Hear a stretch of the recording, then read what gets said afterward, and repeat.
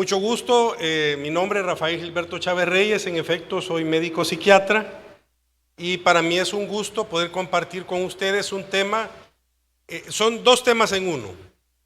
Cuando me pidieron que abordara, consideré que realmente lo que vamos a tocar va a ser un brochazo, pero para que nos quede claro dos conceptos de dos trastornos, de dos afecciones que realmente están entre los primeros lugares, inclusive una es el primer lugar de discapacidad a nivel mundial en este momento, inclusive, que es la depresión, y el otro es ansiedad. Lo primero que vamos a ver es que no es lo mismo tristeza que depresión. Vamos a ir viendo la diferencia porque muchas veces las confundimos. Creemos que la persona que está deprimida per se está triste y no es así. Ya vamos a ver también que la ansiedad en sí no es una emoción, sino que es una respuesta a una emoción. Y es entonces donde a partir de esta comprensión, porque el objetivo es que el tema quede de forma tal que todos lo manejemos, ustedes mismos van a poder establecer, encontrar, hacer podríamos decir una introspección o una autoevaluación, y sobre esa autoevaluación poder determinar si en algún momento ustedes, pues pueda que o algún familiar cercano a ustedes esté cursando con alguna de estas situaciones y procurar la ayuda inmediata, que eso es lo importante. Vamos a empezar con lo que es el trastorno depresivo. Y si ustedes ven el dibujo alegórico es bien significativo porque realmente la percepción de la persona que está deprimida es esa.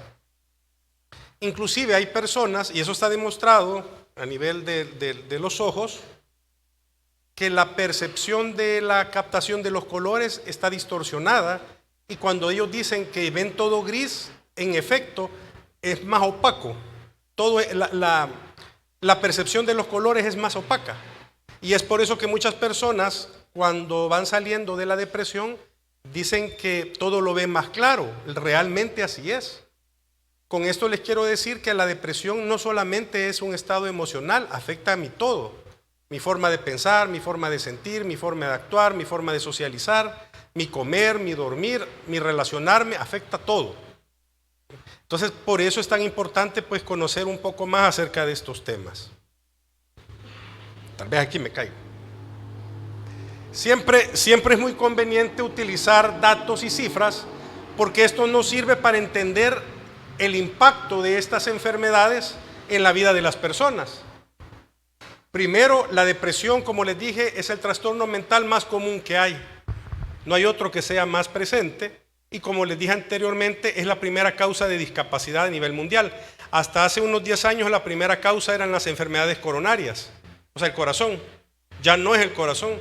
Hoy las personas se incapacitan más o hay ausentismo laboral más por depresión que por enfermedades cardíacas a nivel mundial, no es aquí, a nivel mundial. El 5% de los adultos padecen de depresión. Si hacemos un ejercicio rapidito, para las personas mayores que son los que aprendimos a no usar calculadora, sino que nos enseñaron a hacerlo todo rápido. Si en El Salvador fuéramos, cosa que ya no somos, hoy somos más, si en El Salvador fuéramos 5 millones, ¿cuánto es el 5% de 5 millones? No. Vaya, ¿cuál es el 10% de 5 millones? Serían 250,000 personas, más rápido, vaya. Yo iba a ir lento. Va, 200, o sea que 250,000, cosa que no es así, somos más. Pero si fuéramos todavía 5 millones, 250,000 personas en este país cursan con depresión.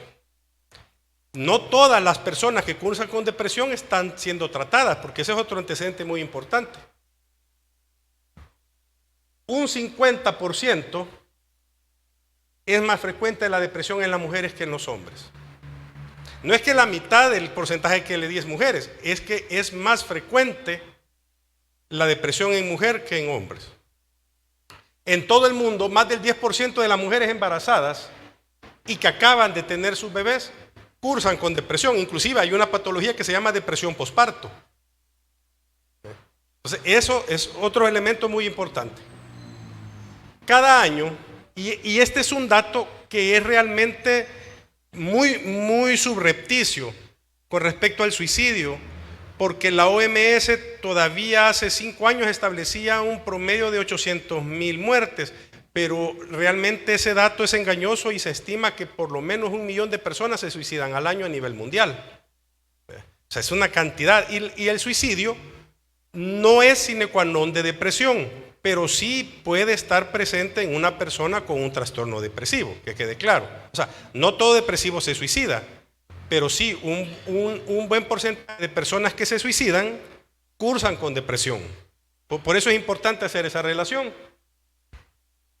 Y este otro elemento que cada vez es más valioso es verificar cómo cada vez más el suicidio se presenta en personas jóvenes.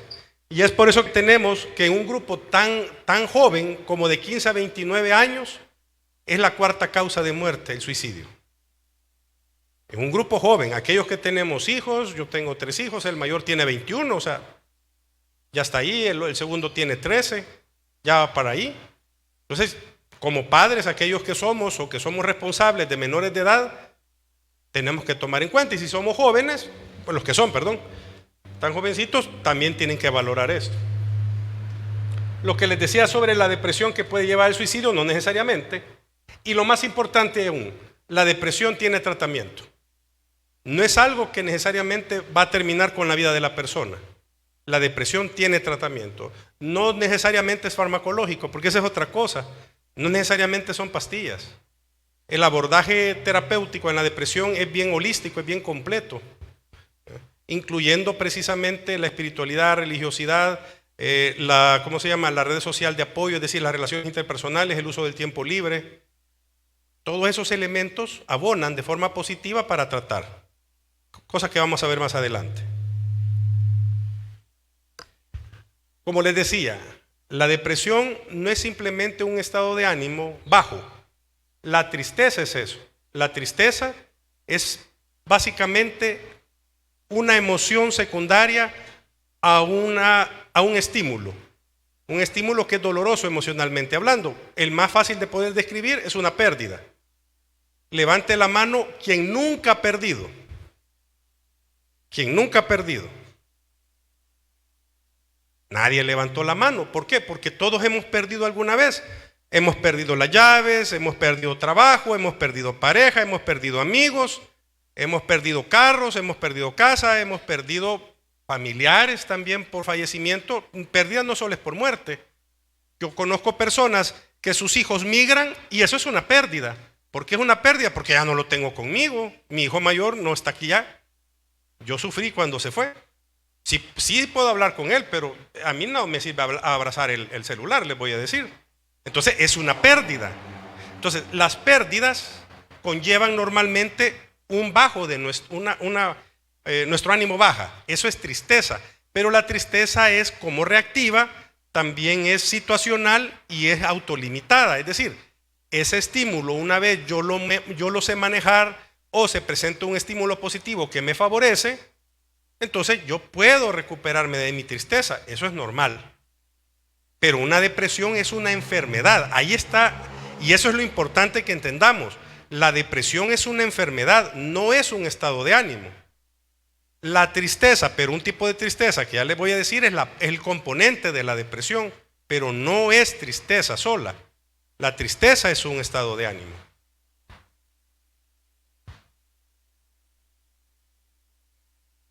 Fíjense ahí, es un trastorno afectivo, un trastorno del afecto, que se caracteriza por un estado de ánimo deprimido, pero para poder establecer que no solo es tristeza, tiene que estar por lo menos más de 2 semanas, pero de forma continua. O sea, no puede ser que me sienta triste, pero después ya se me pasó y después vuelva a estar triste.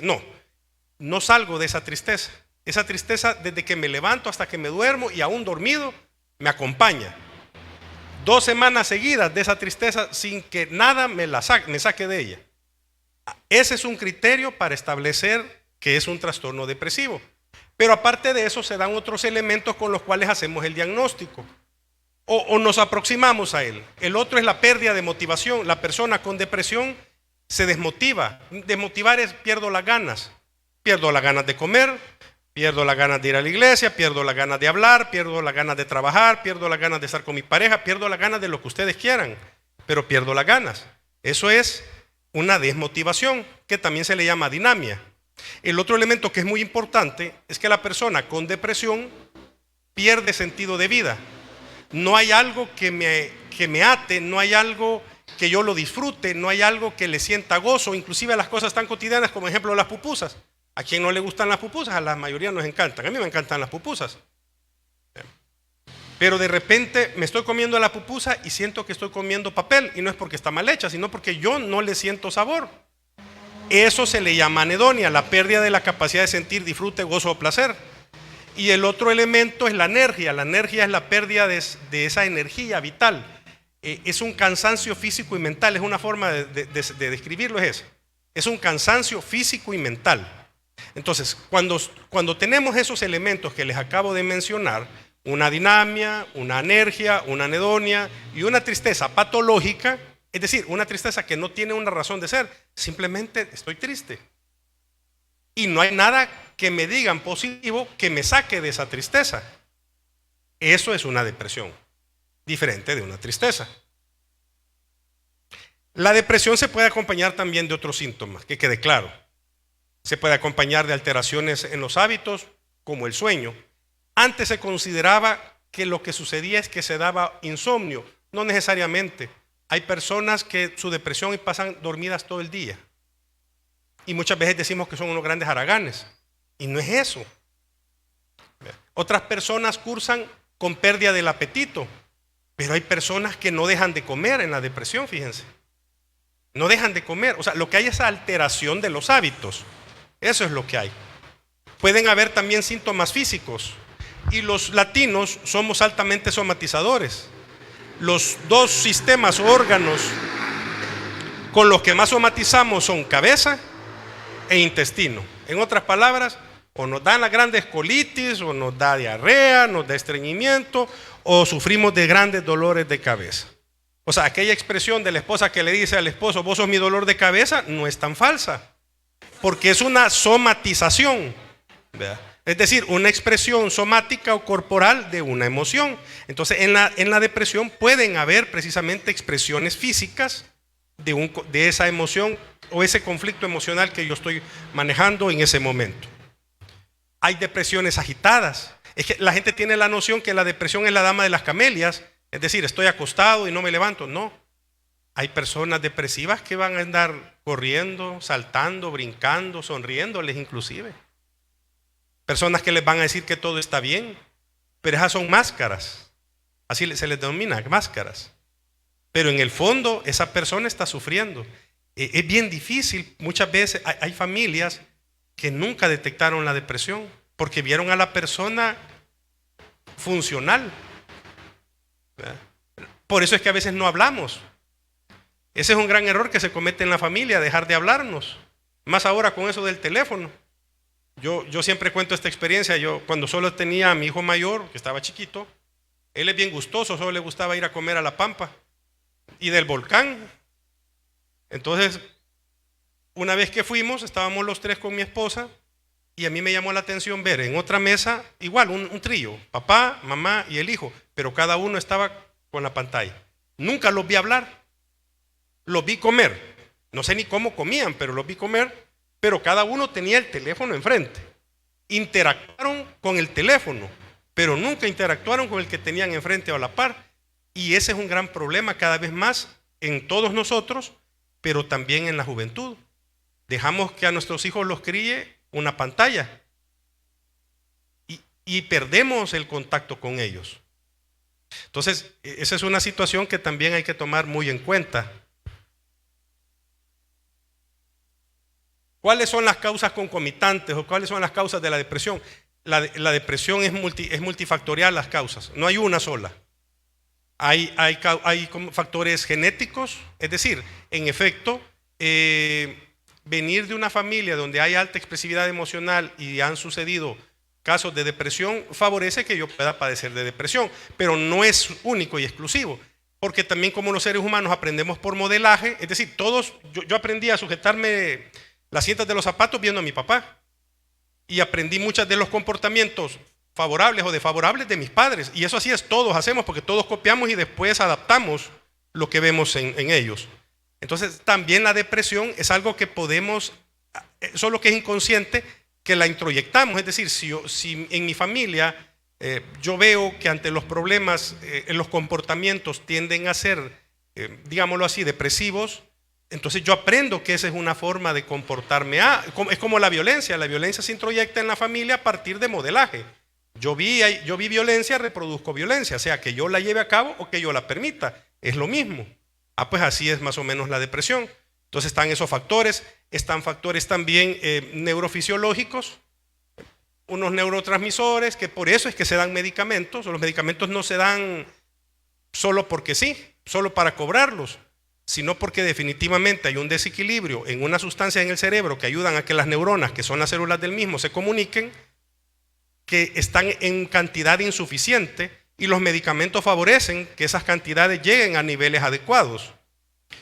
Pero también hay factores sociales, ejemplo, las pérdidas. Una persona que sufre pérdidas constantes o muchas pérdidas y no logra superarlas, tiene más probabilidad de llegar a padecer de una depresión. Entonces, por lo digo, es multicausal. Definitivamente hay una diada que pocas veces los seres humanos consideramos, que es la diada mente-cuerpo.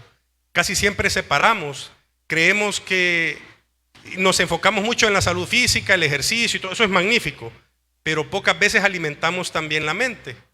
Pocas veces le damos importancia a nuestras emociones, pocas veces le damos importancia a nuestros pensamientos. Consideramos que nosotros los vamos a controlar completamente, o consideramos que las emociones las podemos guardar. Ejemplo, es bien común que la gente ante una pérdida de un ser amado, si se considera que es el miembro vital de la familia, adopte la postura de soy el fuerte, y porque soy el fuerte me guardo mis sentimientos. Yo creo que eso lo han visto ustedes muchas veces, o ustedes mismos lo han practicado.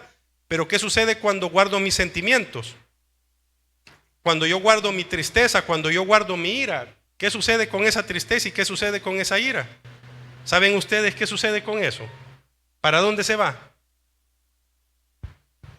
¿Qué sucede con esa ira que yo guardé, ese rencor que yo guardé con una familiar que me hizo algo? Vaya, y entonces quedó en mí ese rencor. El rencor es ira. Esa ira quedó en mí. ¿Y ustedes creen que porque me la trago desaparece, se va por algún lado mágicamente? No, no es así. Esa ira queda en mí, y lo que va a suceder es que esa ira va a empezar a obrar en mí, y si yo no la desplazo hacia otros, la voy a desplazar conmigo mismo. Y me voy a empezar a autolesionar, no necesariamente físicamente hablando. El ser humano es tan creativo que para castigarse y para hacerse daño es maravilloso todas las ideas que se inventa. Dejo de comer o como demasiado, hago ejercicio excesivo, me desvelo trabajando, y cualquiera diría, hombre, qué hombre más trabajador. No, se está castigando, no duerme, no descansa, no comparte con la familia. O sea, es bien complejo. Estos fenómenos son sumamente complejos, pero es bueno tenerlos en cuenta. Y otro factor que es muy importante y que está dentro de las depresiones enmascaradas es el consumo de sustancias. Las socialmente aceptadas, comunes, legales, alcohol, tabaco. Hay un estudio bien interesante que describe que el inicio del consumo de drogas legales, alcohol y tabaco, es a partir de los 12 a 14 años. Y lo interesante es que el consumo de drogas que no son lícitas, es decir, marihuana, cocaína, crack, pega y todas las que ustedes quieran, empieza entre los 10 y 12 años. Paradójicamente, las drogas ilegales son de inicio más temprano que las drogas legales. Todas hacen daño, pero eso es un estudio bien, a mí me llamó mucho la atención. Entonces, muchas personas que consumen alcohol realmente están cursando con depresión, y el alcohol lo ocupan o como un catalizador o como un silenciador. Como dicen muchos, prefiero embrutecerme a ver la realidad. Entonces, por eso les menciono que este fenómeno es sumamente complejo. ¿Cuáles son los síntomas? Eso ya los vimos, pero muchas veces hay cosas que son tan mínimas que es bueno recapitularlas. La dificultad para concentrarse, sentimientos de culpa, falta de esperanza hacia el futuro, eso se llama desesperanza, no veo noción del mañana. Pensamientos de muerte o de suicidio, alteraciones del sueño, cambios en el apetito, la sensación de cansancio. Las depresiones se pueden presentar de muchas maneras, esa es tipología. Hay personas que les dio un episodio único y ahí se quedaron, gracias a Dios resolvió y siguieron adelante. Pero hay personas que presentan un episodio, salen de ese episodio con o sin ayuda, salen, pero al tiempo recurre otro episodio. Y después otro episodio. Y después otro episodio. Hay una cosa que quiero mencionarles que es muy importante. Soy médico, o sea, tengo que manejar la parte biologicista del ser humano, del cuerpo. Y es que la depresión de por sí es neurotóxica. ¿Qué significa neurotóxica? Daña mis neuronas. Cada vez que yo curso con un episodio depresivo, mis neuronas son dañadas. Por eso es que la depresión también afecta mi pensamiento. Porque yo establezco pensamientos negativos. Negativos de mí mismo, negativos del entorno, negativos de la sociedad, de lo que ustedes quieran. ¿Verdad? Pensamientos pesimistas, catastrofistas. Entonces esos pensamientos negativos, aunque no lo crean, dañan mi cerebro también. Y hay personas que inclusive, y está demostrado, que un cuadro depresivo no tratado por más de 5 años puede presentar síntomas compatibles o como si fuera una demencia. A eso se llama pseudodemencia. Hay personas que durante años padecieron de depresión, nunca se les trató de depresión y empezaron a presentar olvidos, y empezaron a presentar problemas para cálculo, empezaron a presentar problemas para orientarse, y vemos que va perdiendo ciertas capacidades mentales que normalmente tendríamos que mantenerlas. Y pensamos que es una demencia y no, fue una depresión que nunca se trató y que generó un deterioro cognitivo.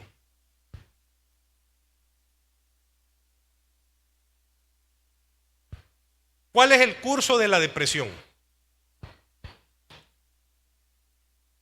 La minoría de los episodios son únicos. Yo les dije, ¿se puede dar? Sí, pero esa es la minoría. Si no tratamos la depresión, esta se va a complicar, en otras palabras. La duración, fíjense cuánto puede durar un episodio único, 6 meses. Eso significa que durante esos 6 meses, ¿cómo van a estar ustedes? ¿Van a perder su empleo o van a renunciar? ¿Se van a separar de su pareja o su pareja se va a separar de ustedes? ¿Se van a alejar de las personas que los quieren porque no los toleran? Tanto ustedes a ellos o ellos a ustedes, porque afecta mis relaciones interpersonales también. La mayoría, es decir, del 50 al 60% van a presentar un segundo episodio. Y como les dije, cada episodio, por ser neurotóxico, es más complicado salir de él. Después de 2 episodios, definitivamente la recurrencia, es decir, la posibilidad de tener un tercero es del 70%. Y después del tercero, eso ya es, y más, existe ese concepto de depresión recurrente. Ya es una persona que ya sabemos que va a mantenerse desde ella hasta toda su vida con episodios de depresión que van a estar yendo y viniendo, yendo y viniendo. Y eso es triste, cuando personas con trastornos depresivos van a presentar alrededor de 2 episodios o 3 al año. Eso es lo que presentan. Un 20% de todos estos se vuelven crónicos. ¿Qué significa crónicos? Que la depresión se va a convertir en su compañera fiel. Es decir, hasta el día de su muerte van a presentar depresión. Nadie quiere eso. Un porcentaje bastante mínimo de personas con depresión pueden cursar con otra enfermedad que se llama trastorno bipolar, pero no ese es el objetivo del tema de hoy. El tratamiento. La ventaja es que, como les dije a un inicio, la depresión tiene tratamiento. Y como tiene tratamiento, hay una alta probabilidad de remisión, que es lo mismo que decir cura. Pero para eso es importante diagnosticarla a tiempo y también tratarla a tiempo. Eso sí es fundamental. Al inicio no es medicamento, fuera de lo que normalmente la gente piensa y que por eso muchas veces no quiere ir al médico, porque dice, yo no quiero tomar pastillas. Fíjense que el tratamiento de inicio no es farmacológico, es psicoterapéutico. Casi siempre trata de enfrentar aquellas situaciones que a la persona a lo largo de su vida o en el momento actual le están afectando de tal manera que está cursando precisamente con esa depresión.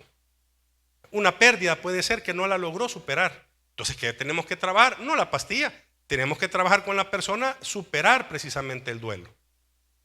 No es medicamento la primera opción. Estos tratamientos psicológicos, ¿para qué nos sirven?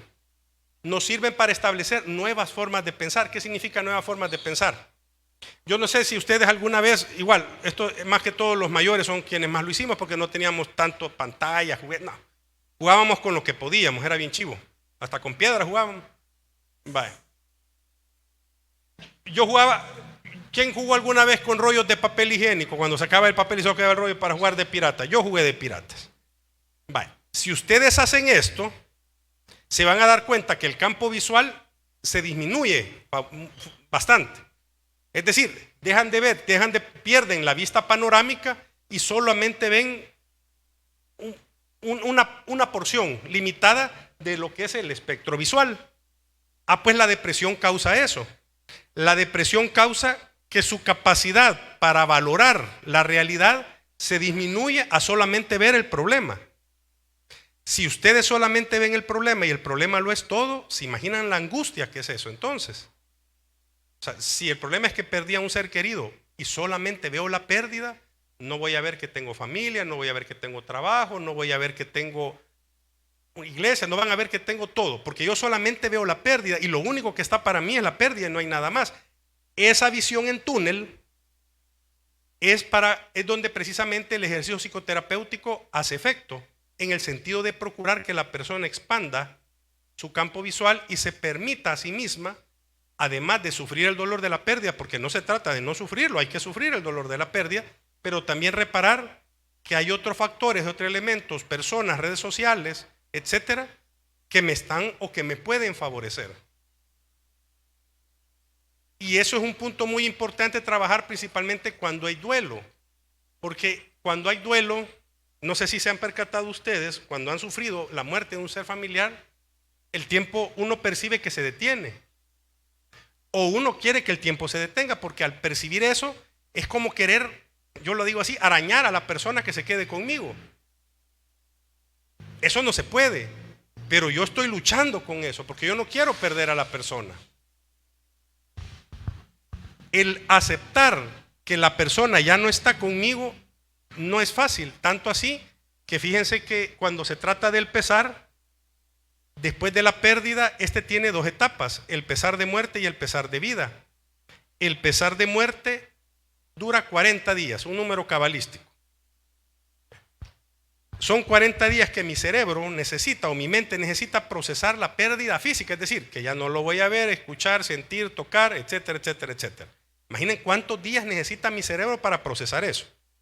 Para poder procesar eso es requerido los rituales fúnebres, es decir, entierro, vela, etcétera. Porque eso me ayuda a aceptar que ya ahí está y que ya no lo voy a ver. Después de esos 40 días viene el pesar más difícil, que es el pesar de vida. Porque en el pesar de muerte yo lloro a la persona que falleció. Pero en el pesar de vida ya no lloro por la persona, pero sigo llorando. Lloro por mí. Lloro porque me siento solo, lloro porque me anhelo, lloro porque quiero. Yo lloro por mí. Superarlo no es fácil, porque para superarlo yo tengo que entender que a diferencia de lo que yo pensé, la vida continuó. Hay un ejercicio que hago con los pacientes cuando están pasando por esto. Yo les digo que un día salgan a la calle, no en la calle, porque en la calle los van a atropellar, en la acera, y se sienten y pasen ahí sentados, una sombría, porque es una gran quemada que se van a dar, abajo de un árbol, y se queden viendo, simplemente se queden viendo, ahí vegetando.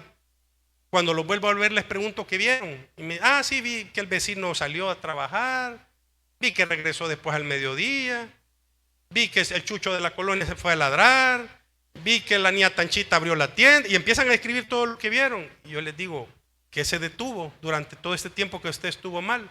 ¿Qué dejó de pasar? Nada, así es.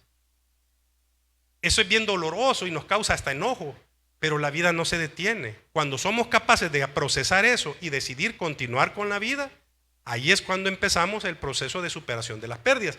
Pues los procesos psicoterapéuticos aquí se los acabo de hacer en una forma tan concreta, porque no es así de fácil, porque esto lo he dicho en una forma fácil y no lo es. Eso es el objetivo de un proceso psicoterapéutico, resolver. No necesariamente es medicamento. Y hay ciertas formas de prevenir también, que eso se llama autocuido. El autocuido es cuidar de mí mismo, tomar medidas preventivas, evitando conductas que son dañinas para mi salud y procurando aquellas que son favorables. Un ejemplo, hacer cosas que nos gustan. Fíjense que cuando uno les pregunta qué hacen con el tiempo libre, la gente dice dormir, estar echado, dicen, en la hamaca o en la haragana, donde sea. Pero realmente el tiempo de ocio debería de ser usado en actividades que son agradables para nosotros. Ejemplo, hay personas que les gusta la jardinería, hay personas que les gustan las manualidades. Yo tenía un paciente que le gustaba armar y desarmar el motor del carro. El carro ya no servía, pero él disfrutaba de armar y desarmar el motor. ¿Y por qué es tan importante eso? Porque cuando estamos haciendo cosas que nos gustan, nuestra mente se desconecta de la realidad caótica y entramos en estados de relajación. Hay gente que le gusta jugar ajedrez, hay gente que le gusta interpretar música, y cuando están haciendo eso están extasiados. Mantener el contacto con amigos y con la familia, realmente es mantener contacto con personas que sean afectivamente positivas en mi vida. ¿Y quién es afectivamente positivo en mi vida? Es aquella persona que yo sé o siento que me escucha, me acepta y me comprende. Porque con una persona así yo puedo descargar, yo puedo hablar y no me voy a sentir juzgado ni señalado. Hacer ejercicio. ¿Cuál es el mejor ejercicio? Bueno, bonito y barato. Salir a caminar. Y como hoy estamos en el país de las maravillas, entonces ustedes pueden salir a caminar seguros que no les va a pasar nada. 30, 45 minutos diarios en horas de no insolación. Antes de las 7 de la mañana o después de las 5 de la tarde. Y eso es lo mejor que pueden hacer. Hábitos, una buena alimentación. Una buena alimentación no es dejar de comer, es comer bien, es comer sano. Dormir. El desvelo nunca va a ser bueno. Jamás es bueno el desvelo. Con todo respeto, el desvelo no es bueno. Evitar el consumo de drogas, entre ellas el alcohol, por supuesto. Y cuando definitivamente hay algo que yo no puedo superar, buscar ayuda. Un profesional no refiere a un psicólogo, un psiquiatra, no. A veces un trabajador social. Puede ser una persona que para ustedes sea de respeto o significativa en su vida. A esa persona pueden procurar acercarse y hablar lo que les sucede. Ahora bien, cuando ya tenemos pensamientos de muerte, hay que recordar que no estamos solos. Hay que buscar ayuda. Y hay que buscar ayuda en personas que sean afectivamente positivas, por supuesto. Y es necesario, ahí sí, buscar a un profesional, definitivamente. Ahí sí tenemos que buscar un profesional. Como les dije, eran dos temas en uno. Este es ansiedad. Para dar el tema de ansiedad, me va a dar ansiedad, así que voy a tomar agua primero, permítanme.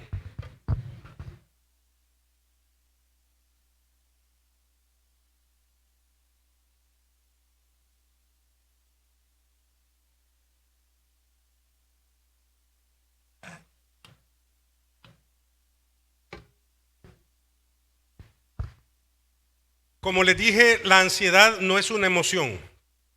La ansiedad es una respuesta a una emoción. La emoción primaria que causa ansiedad es el temor. Los seres humanos tenemos 6 emociones básicas, que en la teoría de los opuestos o del yin y el yang son 3 positivas y 3 negativas. Las 3 positivas son la alegría, la ternura y el deseo. Y las 3 negativas, esas son las 3 positivas, y las 3 negativas son la ira, la melancolía o tristeza y el temor. ¿Qué significa que son emociones básicas? Que todos las experimentamos alguna vez. El problema es cuando esta emoción se vuelve el centro de mi vida. Cuando el temor se vuelve el centro de mi vida, me genera ansiedad. Y la ansiedad me va a generar una serie de síntomas que vamos a ver a continuación. Repito, viéndola como un trastorno, no como una manifestación sola. Ansiedad, por ejemplo, ¿alguno de ustedes alguna vez los asaltaron? A mí me asaltaron como 3, 4, ya no me acuerdo cuántas veces. En el momento que a mí me asaltaron, yo me paralicé. Otra vez que me asaltaron, quise irme de golpes con el bicho. Otra vez quise salir corriendo. Las respuestas ante el temor son muchas. Pero todas estas están en estas presentes la ansiedad. Porque la ansiedad precisamente es una cascada, tanto física como emocional, respuesta al temor. Todos hemos vivido ansiedad en algún momento, todos, porque todos hemos tenido temor en algún momento, de lo que sea, pero todos hemos experimentado temor.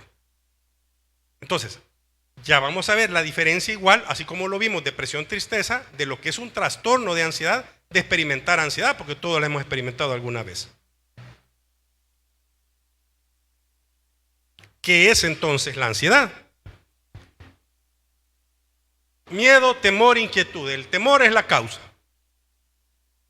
La ansiedad en sí no es una afección médica, es una emoción, es natural, es una respuesta natural al temor. Todos experimentamos ansiedad alguna vez. Inclusive, es vital experimentarla, porque si no experimentamos temor, no nos vamos a proteger.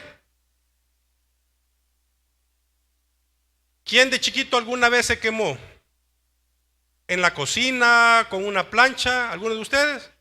Fíjense que cuando estaba chiquito mis papás tenían cocina eléctrica. Yo bien me acuerdo que vi aquello anaranjado, tan bonito, entre rojo y anaranjado, un color tan pero tan bonito. Yo quise tocar y lo toqué, pero pegué el grito porque me quemé. ¿Creen ustedes que volví a tocar eso? No lo volví a tocar. ¿Y qué fue lo que generó que no lo volviera a tocar, además de la experiencia? El temor a volverme a quemar. Es decir, el temor no es malo, el temor es bueno, porque el temor hace que nos protejamos. Entonces, por eso quiero que no nos confundamos.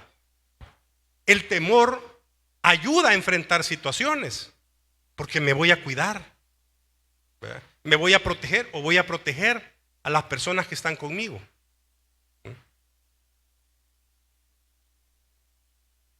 Pero eso es un temor y una ansiedad que es temporal, que igual que con la tristeza es situacional a un evento, a un estímulo. Después pasa.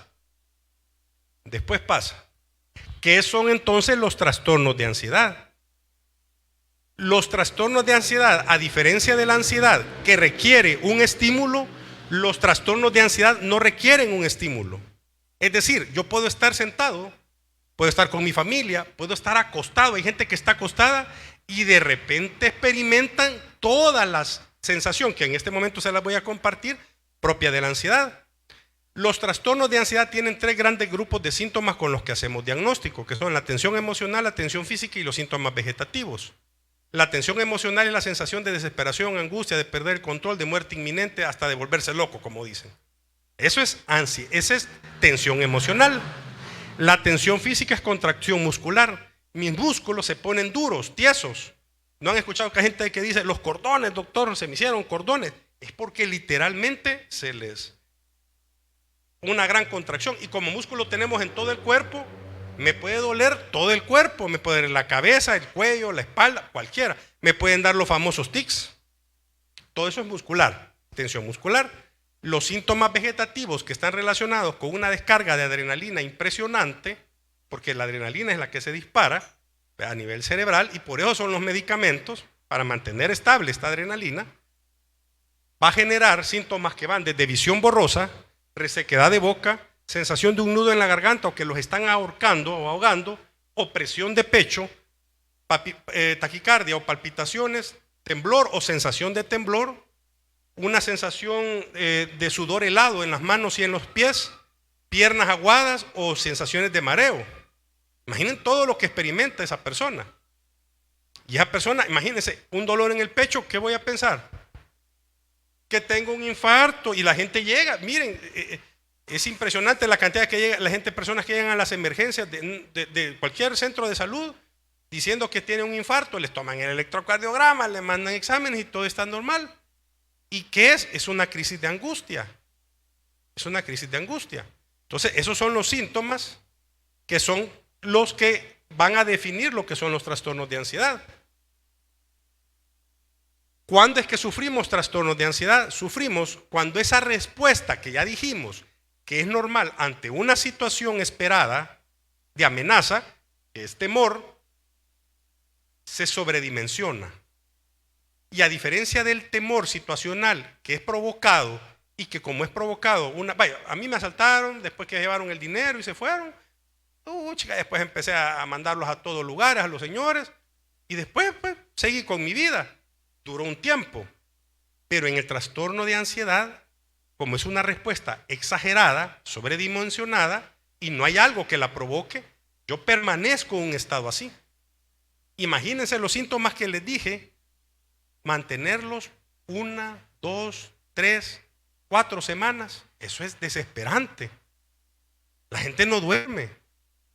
Eso es, híjole.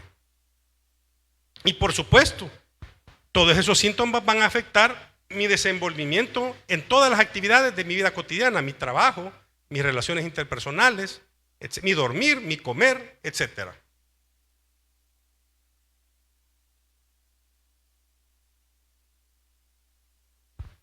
¿Qué causa los trastornos de ansiedad?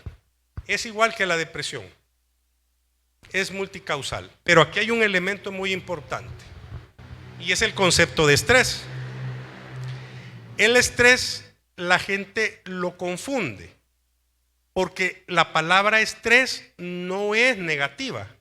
El estrés es tensión. Los seres humanos todos necesitamos de estrés porque el estrés nos motiva. Un ejemplo, yo les dije, tengo 3 hijos. Mi hijo mayor está estudiando universidad en el extranjero. ¿Qué más estresor que ese para levantarme? Y yo hago turnos. Todo el dinero que capto de mis turnos en la noche y el desvelo es para poder pagar sus estudios.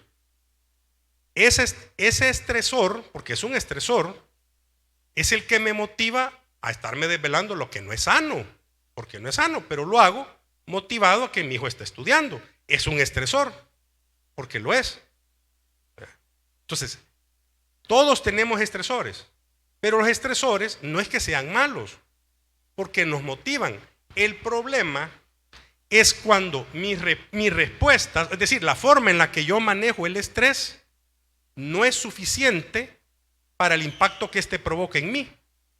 Vaya, un ejemplo, en el mismo caso que les digo, y sucediese que lo que yo capto por los turnos no es suficiente para pagar los estudios de mi hijo en el extranjero, y me empieza a decir que necesita más dinero, y empiezo a buscar empleo en un lugar, empleo en otro, empleo en otro, empleo en otro, y siento que ya no soy capaz. Entonces el estrés me superó mi capacidades de resolución. Cuando el estrés supera mis capacidades de resolución, ahí es donde me enfermo.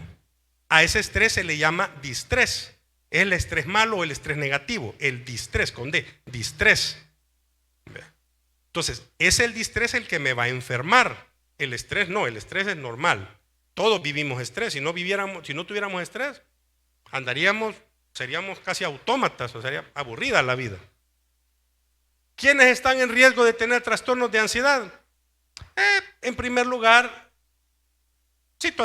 personas que han vivido situaciones traumáticas en su vida. Eso sí es. Desgraciadamente, la niñez es una etapa que, así como puede ser muy maravillosa, puede ser bastante dolorosa, dependiendo de qué hicieron de mí. Acuérdense que cuando somos niños no tenemos libertad, eso es falso. De niño yo dependo totalmente de un adulto, como lo que me dan, voy donde me llevan, visto lo que me ponen, y soy lo que me dicen ser. Si a mí de chiquito me dijeron que era bonito, lindo, inteligente, superhéroe, yo me creo todo eso. Pero el creerme eso es bueno, porque va creando en mí la imagen del yo puedo. Yo voy creciendo con que yo puedo, y llego adulto, yo puedo. Ahora veámoslo del otro lado. Si a mí de chiquito me dijeron tonto, inútil, feo, monstruo, cualquier cosa, va a pasar lo mismo, me lo voy a creer. Y voy a llegar adulto creyéndome eso. Entonces, las vivencias en mi infancia son muy importantes a la hora de considerar como factores causales de trastornos de ansiedad. Situaciones familiares también, por supuesto, enfermedades.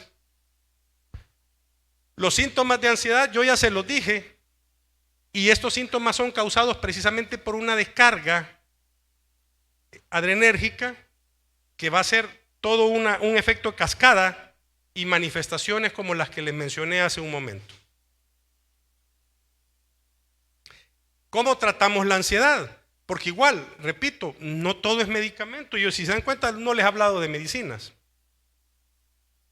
Hay algo que se llama estrategias de afrontamiento positivo. Si yo les pregunto, yo les aseguro que cada uno de ustedes tiene sus estrategias de afrontamiento. Estrategias de afrontamiento son aquellas cosas que hacemos cuando nos sentimos agobiados. Hay personas que me van a decir, yo voy a la iglesia, magnífico. Hay personas que me dicen, yo me voy a hablar con mi hermano. Otros me dicen, yo me voy a jugar fútbol. ¡Hey, qué bien! Qué bien. Otros me van a decir, yo me voy a tomar. O sea, como mi trabajo como psiquiatra no es juzgar, sino que orientar, lo que les estoy diciendo es que hay estrategias de afrontamiento. Algunas son sanas y otras no lo son. Lo que procuramos son estrategias de afrontamiento que sean sanas. Ahora bien, de las estrategias de afrontamiento sanas o saludables, hay múltiples. Hay 4 que yo le llamo que son buenas, bonitas y baratas. Que la primera es salir a caminar.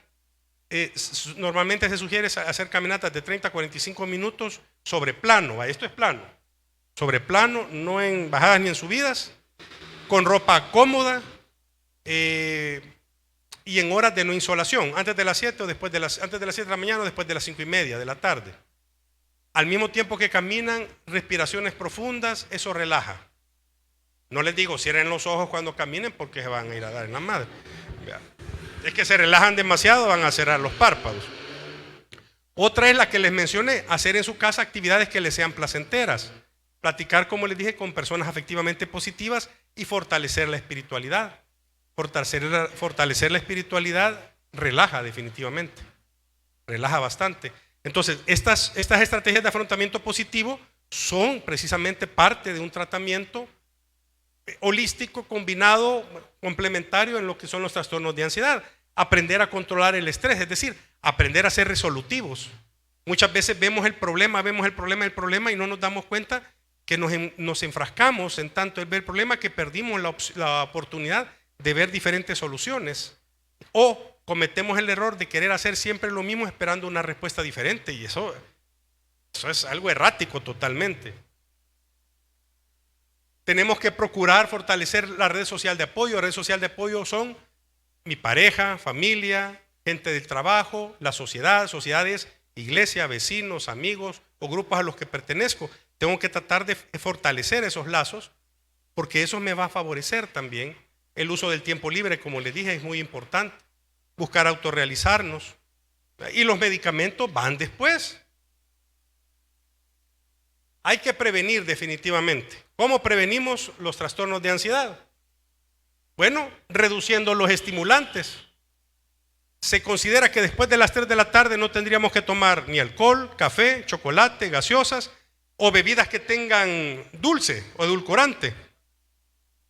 Porque es que sí, es rico si yo tomo café como la gran maceta, así como digo yo, pero realmente el café, por ser con que el chocolate, en la cena las pupusas las combinamos con chocolate. A mí me gusta comer pupusas con chocolate, pero realmente son estimulantes, hay que decirlo. Por eso en lo posible hay que evitar los estimulantes. Siempre no automedicarse, porque ¿saben por qué no automedicarse? Un ejemplo, hay antigripales que traen fenilefrina, que es un descongestionante nasal, pero en personas que tienen predisposición a trastornos de ansiedad, se toman eso y se les disparan unas ansiedades impresionantes. O los famosos Red Bull y todos los chunches que le gustan a los bichos hoy para velarse. Eso es lo que tienen, son altas cantidades de cafeína y azúcar. Entonces, una dieta sana, un patrón de sueño regular, la higiene del sueño es muy importante. La higiene del sueño son una serie de recomendaciones que van orientadas al dormir bien. ¿Cuáles son estas? Tener un horario fijo para acostarse y un horario fijo para levantarse y respetar ese horario. Lo más tarde que nos tenemos que levantar en la mañana es a las 6, no es a las 8 ni a las 9, es a las 6 de la mañana. Y eso no importa la edad. En el día no se duerme. El día no es para dormir. El día es para mantenerse activo. La noche es para dormir. La cena debe de ser liviana. Cenas muy abundantes y generan una redirección a nivel de lo que es el flujo sanguíneo y va a afectar el sueño. El consumo de agua abundante en el día, pero después de las 5 de la tarde tenemos que empezar a tomar menos agua para no interrumpir el sueño por levantarnos a orinar. Mucha gente es en la tarde-noche donde hace más actividad física en la casa, pero eso es un error, porque a partir de las 5 yo tengo que ir entrenando mi cuerpo a que se va relajando, preparándose para dormir. El uso de pantallas debería de estar restringido hasta las 8 de la noche y después de las 8 de la noche ya no deberíamos de tener pantallas activas, porque las pantallas activas, valga la redundancia, activan también el cerebro.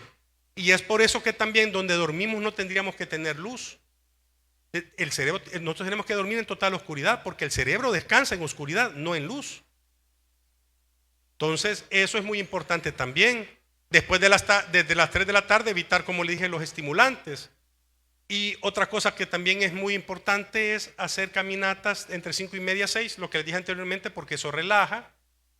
Procurar no ocupar la cama para otra cosa que no sea realmente lo básico, que son dos: o para estar con nuestra pareja o para dormir. La cama no es para otra cosa.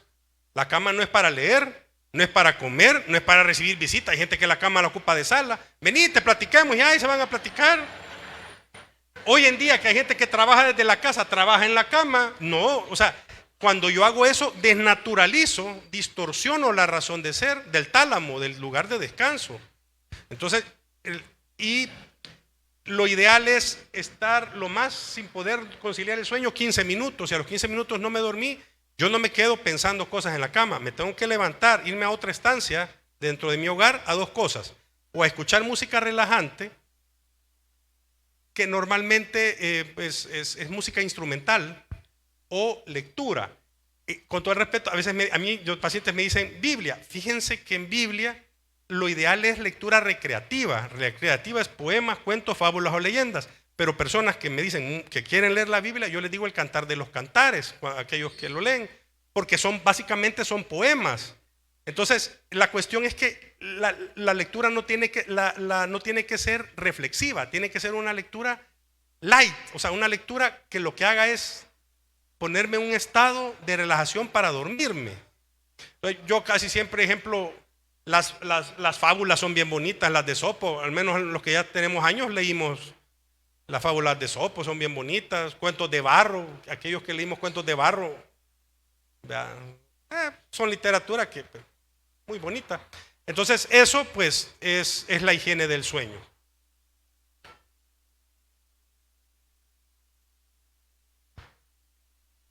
¿Cómo actuar ante un ataque de ansiedad? Esta es la última ya.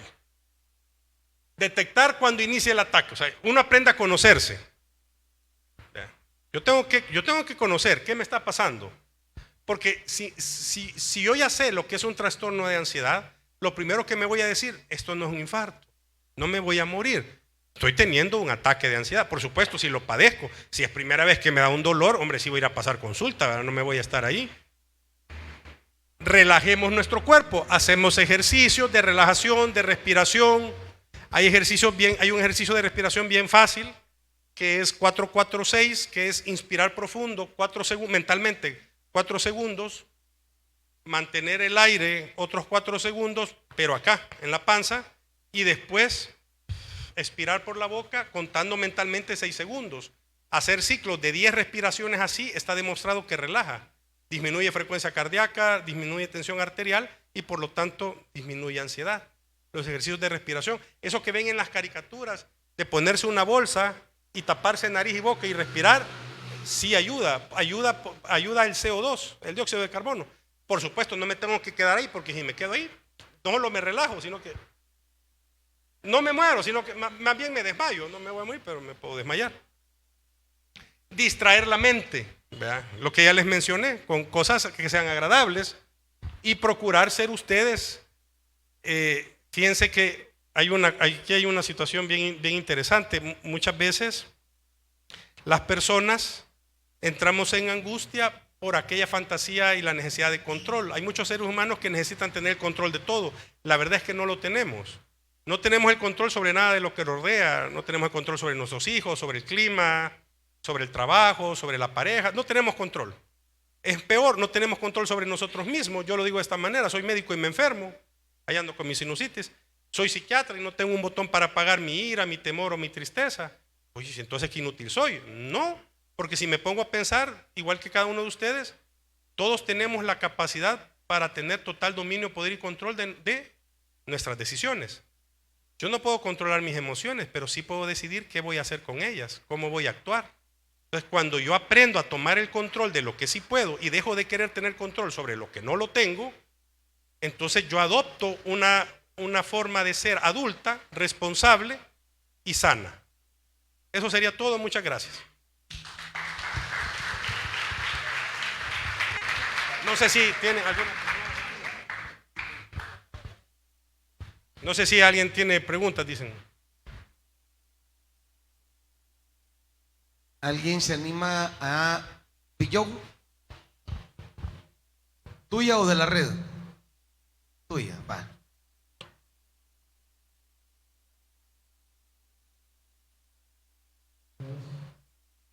Nosotros aquí en la iglesia le llamamos patearnos con la palabra y el espíritu,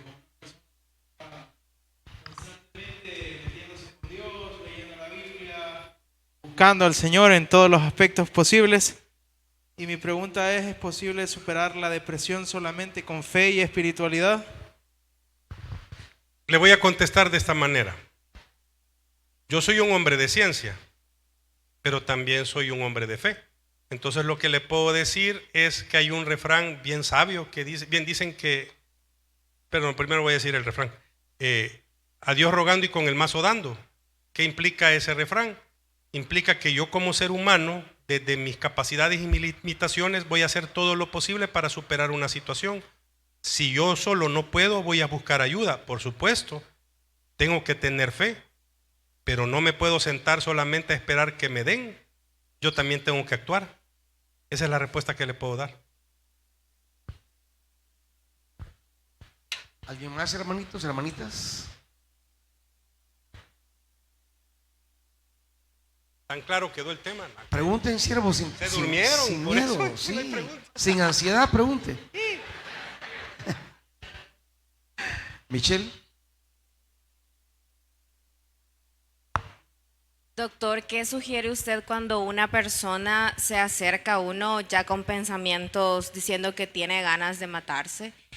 Y nosotros, o sea, siendo parte de esa red de apoyo, es bien complicado porque no podemos simplemente decirle, mira todo positivo y cosas así, porque es quizás hasta egoísta comenzar a querer tratar a las personas de, no, pero mira, la vida es así, así, así, así, cuando, como usted dice, ellos lo están viendo desde otra óptica.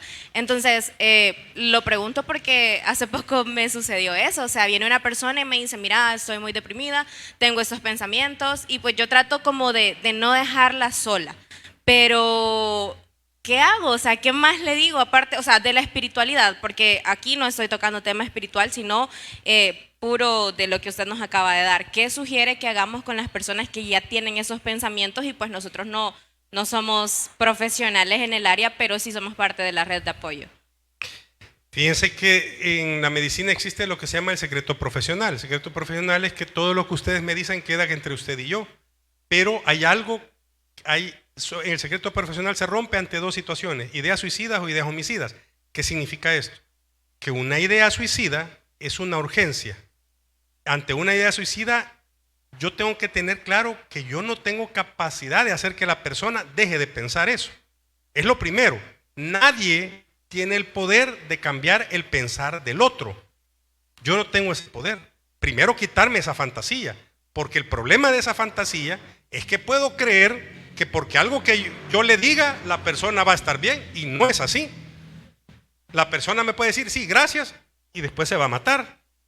Cuando yo capto una persona con ideas suicidas, yo mismo la acompaño y nos vamos precisamente a buscar una atención de urgencia. Con las ideas suicidas no hay otra cosa que hacer. Es buscar una atención e informar a la familia. Eso de que yo te dije esto y te lo dije en confianza y sos mi amiga y si no ya no sos mi amiga, falso. La idea suicida rompe el secreto profesional y rompe también ese secreto entre amistades. Esa de que te voy a decir esto pero no le vas a decir a nadie, cuando es ideas suicidas, no, eso no, porque estamos jugando entonces con la vida de la persona. Ahí está la respuesta.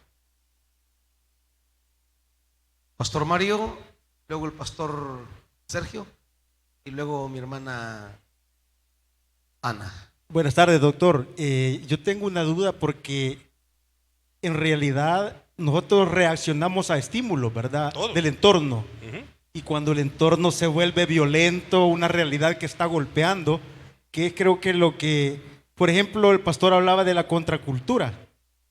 Y se tilda a la sociedad, por ejemplo, a las generaciones, desde ya por 1990, la generación de cristal, que es frágil en las emociones, pero eso es algo que con lo que uno debe de contrarrestar.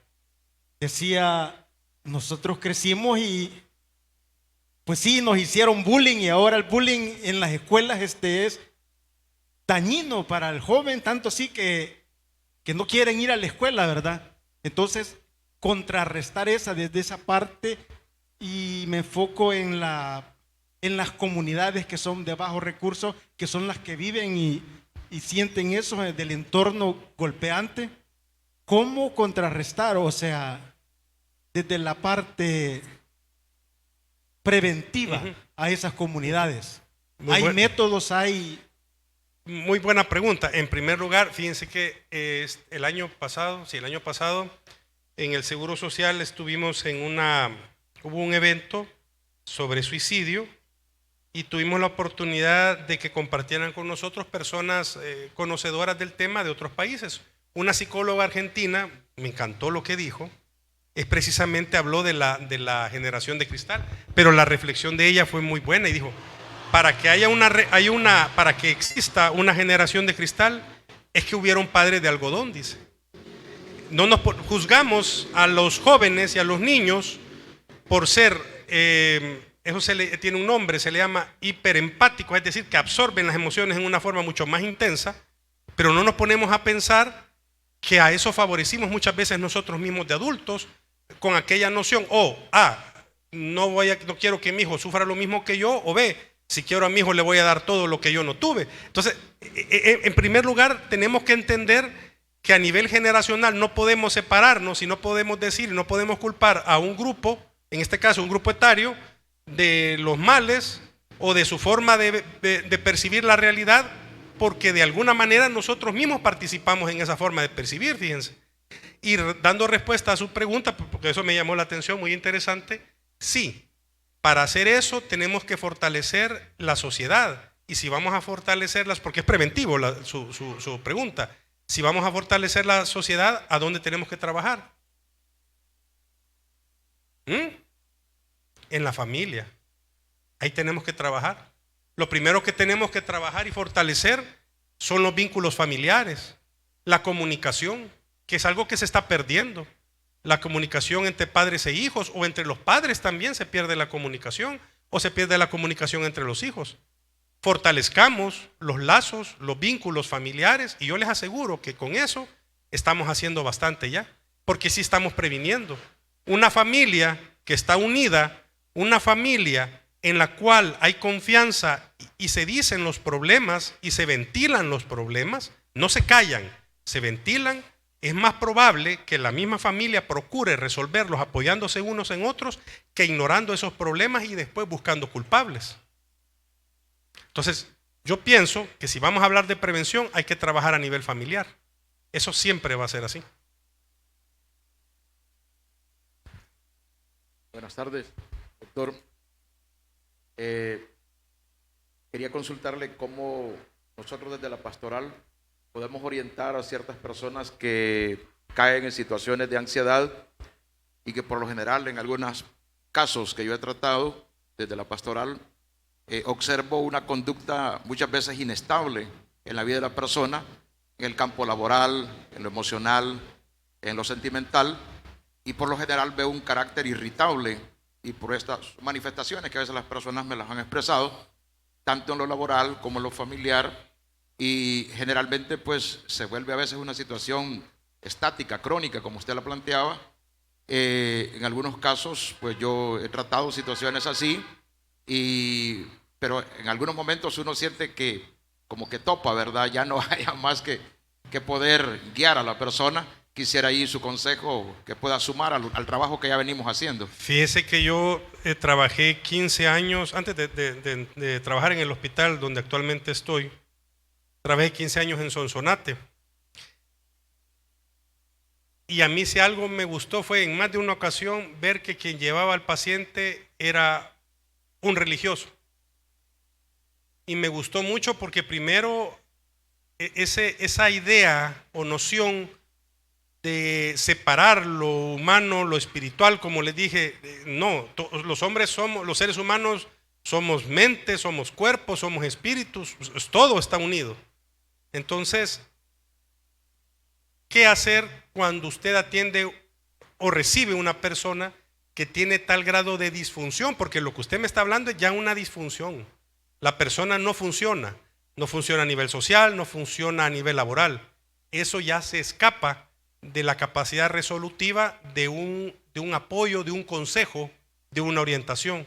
Ya requiere un tratamiento, ya requiere un abordaje, muy probablemente por lo menos psicoterapéutico. En otras palabras, ¿cómo apoya usted a esa persona? Llevándolo usted a una atención. Ujú.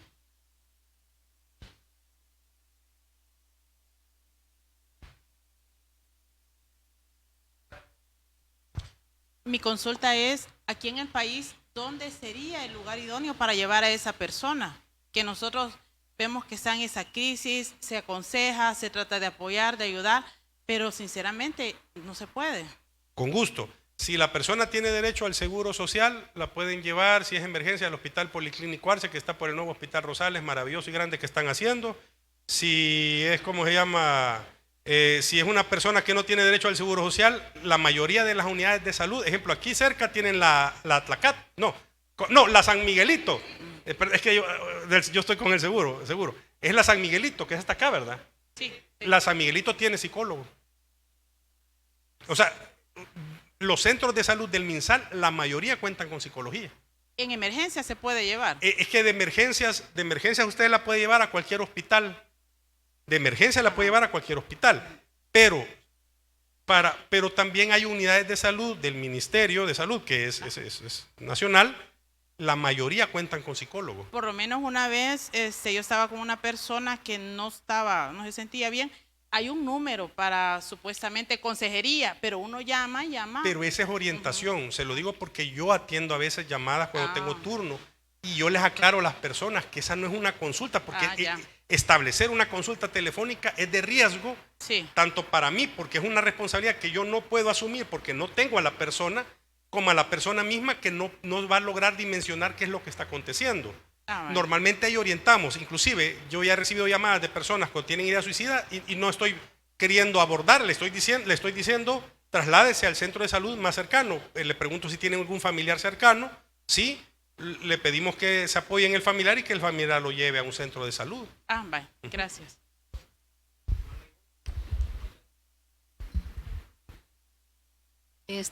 Yo tengo el caso de mi abuela. Usted hablaba de las pérdidas. En el caso de mi abuela, ella tiene 80 años. Ella ha perdido este año, entre 3 años, ella ha perdido a todos sus hermanos. Y es la única que ha quedado. Ella fue como nuestra madre al morir mi mamá. Ella quedó con nosotros y nos crió a nosotros, a mí y a mi hermana. Luego ella hoy en día vive con ira, vive con depresión. Ella vive sola. Entonces, ¿qué puedo hacer yo en ese caso que tengo yo? Algo que yo le digo, todo le molesta. Gente que le quiere ayudar, no deja que le ayude por el mismo orgullo que tiene. Mucha gente se le ha alejado, gente que le quiere ayudar. Entonces, ¿qué puedo hacer en ese caso? Lo primero que tenemos que entender es que está enojada. Y segundo, tiene razón de estarlo. ¿Y por qué tiene razón de estarlo? Porque les quitaron a todos sus seres queridos. ¿Cómo no va a estar enojada? Fíjense que hay personas cuando tienen pérdida, normalmente los seres humanos, parte de la fase del duelo es la ira. Pocas veces reconocemos la ira en el duelo. Creemos que solo vamos a sentir tristeza, no, sentimos ira. La gente que no entiende que ayer yo les digo, si alguna vez han ido a la tienda, al súper, han sacado todas las cosas, las ponen ahí y cuando ya es de pagar sacan la cartera y el dinero que juraban que andaban ahí no lo andan. ¿Cómo se siente? Les hacen así. Si nos enojamos por 20 pesos, ¿cómo no me voy a enojar por perder un ser amado? Entonces, la cuestión con la ira es que la ira honestamente va a provocar que yo rechace toda ayuda. Esa ira hay que comprenderla. Parte de ayudarle a ella es permitirle que exprese esa ira. Ayudarle a que ella la exprese como ella la quiere expresar. No es como ustedes quieran permitírsela, sino que como ella la quiere expresar. Hay personas que están enojadas. Yo he tenido pacientes que yo tuve un paciente que perdió a su hijo y estaba enojado con Dios. Y yo le dije, vaya a reclamarle, le dije. No, de veras. Si Dios es Dios, ¿ustedes creen que se va a enojar con ustedes porque le vaya a reclamar porque perdieron a su hijo? No, no le va a reclamar si es Dios. Él sabe que usted está sufriendo. Sabe que no lo está haciendo de otra manera, sino que hay un gran dolor en usted. Es más, yo siempre he dicho, si quieren enojarse, es más fácil enojarse con Dios que enojarse con otro, porque Dios ya automáticamente no se enojó con ustedes, pero los demás sí. Entonces, yo una vez mandé a un paciente a reclamarle a Dios a la iglesia. Vaya a reclamarle, le va a servir, porque va a descargar su ira, porque tiene que sacar su ira. Después que saque su ira, hay que ayudarle definitivamente en cuanto a estar con ella lo que ella quiera que estén, y a buscar también un soporte para ella. No necesariamente tiene que ser profesional, puede ser del tipo que ella permita, puede ser espiritual, puede ser de consejería, y si ella permite otro tipo de atención, pues llevarla a un centro de salud, pero respetar, porque es evidente que está sufriendo mucho, por eso está tan enojada. No es por capricho, no es soberbia, está enojada, y tiene razón de estar enojada.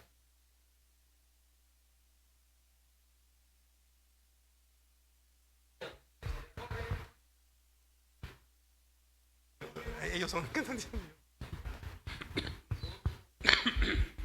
Bueno, buenas tardes, doctor.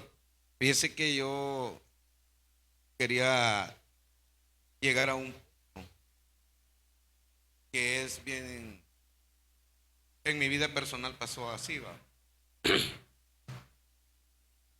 Las pérdidas, cuando se acumulan,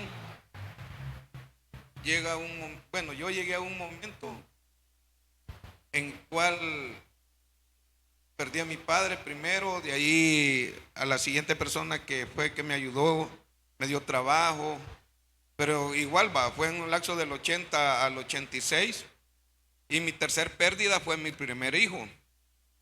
Yo no tomaba, no tenía ningún vicio, pero yo caí en la droga, caí en el alcohol. Yo llegué a un extremo tan bajo que llegué hasta hueler pega, ciner, todas esas situaciones las viví. Pero ¿cómo descubrir que alguien, bueno, en mi caso nadie lo pudo ver, pero un día tomé la decisión más fatal de mi vida, y les digo, bueno y sano, ese día no había ingerido nada, tenía quizás como 3, 4 días de no tomar nada, y yo solo me quedé viendo el ropero, y ahí vi un cable. Agarré el cable, lo puse en una viga y me guindé. Porque estoy aquí solo Dios lo sabe. Pero lo que quiero decirles es esto: cómo poder descubrir cuando una persona está pasando una situación adversa, dura, para poderle ayudar. Comunicándome con ella. Por eso repito, empecemos por la casa. Es que muchas veces vemos hacia afuera. Ese es el problema. Muchas veces andamos viendo hacia afuera cómo ayudar al vecino, cuando al primero que tenemos que ayudar es el que está con nosotros. Después podemos ayudar al vecino, pero primero ayudemos en la casa. En otras palabras, primero mantengamos una buena comunicación en el hogar, si lo tengo. Si de plano que estoy solo, ahí sí por sentido común, con mi comunidad. Entonces, al mantener comunicación, conozco a las personas. Al conocer las personas, va a ser más fácil identificar factores de riesgo. Ejemplo, alguien que de repente se queda callado, alguien ensimismado que normalmente no lo es, alguien que de repente usted note que se desvela cuando normalmente no lo hace. Entonces, a veces son pequeños cambios que usted note en la persona, pero para notarlos tengo que observar. Y para observar tengo que convivir con la persona. Entonces, sobre eso es que yo puedo ver cambios, y sobre esos cambios puedo platicar con esa persona si hay confianza, y entonces reconocer esas situaciones o esas señales de alarma, como usted me está diciendo, para procurar una ayuda. Porque bolita mágica no tenemos. La comunicación es la base de todo.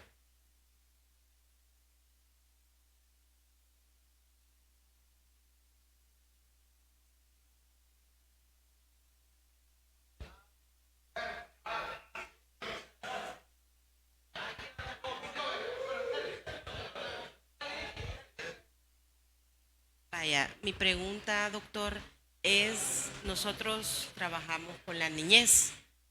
¿De qué manera podríamos nosotros apoyar? Porque en mi caso ya he escuchado a algunos padres que dicen, mi hijo padece de ansiedad. O sea, y la verdad que en lo personal me asombra porque son niños. Pero sí. Entonces, ¿cómo nosotros podemos apoyar a nuestra comunidad para poder apoyar y sacar adelante a estos niños para que puedan desenvolverse dentro de la sociedad? Lo primero es reconocer que los niños son personas. Suena un poco raro, ¿verdad? A veces tenemos la noción de que los niños olvidan o que los niños no ven o que los niños, muchas cosas son fantasiosas porque realmente lo son. Un niño es un ser humano. Es un ser humano que siente, que percibe su entorno. Si hay una situación dolorosa en la familia, no hay forma eso es mentira, esa idea de que yo puedo hacer una burbuja y que voy a encerrar al niño y que él no va a sentir lo que los demás sienten es la peor paja que uno se puede dar. Entonces, sí, un niño vive un duelo, un niño siente ansiedad, porque un niño siente temor, porque es un ser humano, va a sentir temor, va a sentir tristeza, va a sentir también alegría. Entonces, lo primero es reconocer al niño como un sujeto. Luego de reconocer al niño como un sujeto, poder comunicarme con un niño de acuerdo a la edad del niño. Con un niño, yo a veces conozco gente que me dice, yo puedo hablar con mi hijo y yo le cuento mis problemas. Yo me quedo, o sea, no, hombre, les digo, o sea, sí, está bien hablar con su hijo, pero no le van a contar sus problemas a su hijito. Es que mi hijo es bien inteligente y que tiene que ver la inteligencia, porque la gente confunde inteligencia con a lo que mal llamamos madurez. La fruta es la que madura, los seres humanos evolucionamos, pero esa noción de que mi hijo, porque es inteligente, puede captar la información que yo le doy, eso es errático. Entonces, lo primero es reconocerlo, después poder comunicarse de acuerdo a la edad que tiene para procurar que él me exprese lo que está sintiendo. Y después dirigirme al núcleo familiar donde está sufriendo, porque normalmente en los niños, como se manejan solo en dos ambientes, casa y escuela, casi siempre el problema está en alguno de esos dos lugares, entonces ahí se puede identificar y se trata, por supuesto. Preguntan en las redes sociales que si la ansiedad es fruto de las adicciones del pasado. No, puede ser que una persona con ansiedad sea más proclive para sufrir una adicción. Y puede ser también que una persona que haya sufrido de adicciones, porque las adicciones también son neurotóxicas, pueda desencadenar después trastornos de ansiedad. Mas no es sine qua non, es decir, no es lineal. No es que una cosa lleva a la otra. Puede haber relación, pero no es que una va a la otra. No, no necesariamente.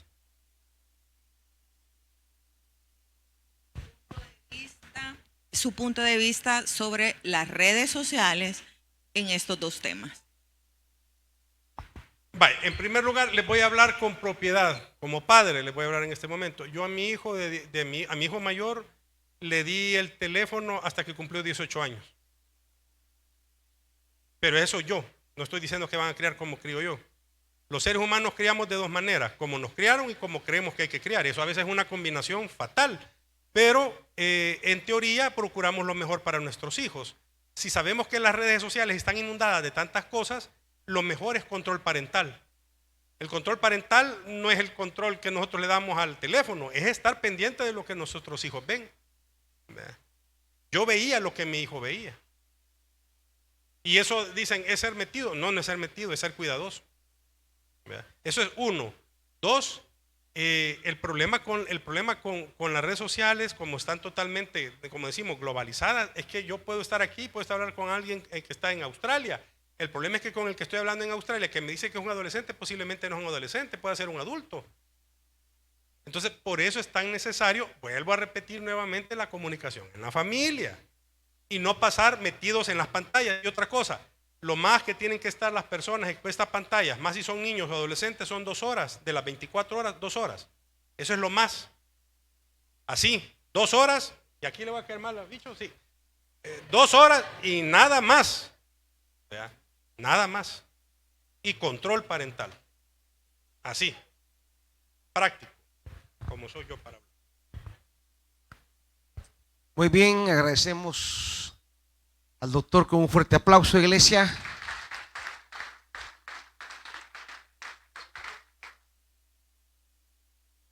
Esto es un camino que empezamos. Vamos a tomar una serie de, no sé, lo que Dios nos vaya guiando, pero sí vamos a hacer algo orientado, algo sistemático, algo más profundo. algo programático que se traduzca en iniciativas en diferentes zonas, en las zonas que trabajamos, iniciativas, redes, pero necesitamos equipamiento para esto. Y esa es la tarea de lo que estoy pensando de un diplomado, para equiparnos, para de manera sistemática poder contribuir a la asistencia en diferentes zonas.